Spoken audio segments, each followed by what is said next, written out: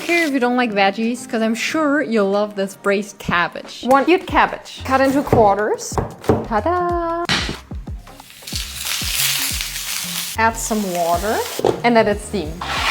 For the sauce, we need fresh herbs, lots of it. Chili, if you're spicy. Tahini. Lemon juice. Maple syrup or agave. Salt. Garlic. A little water. Tasty testy. Time to serve.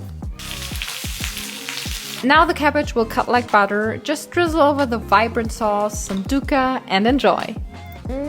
Wow.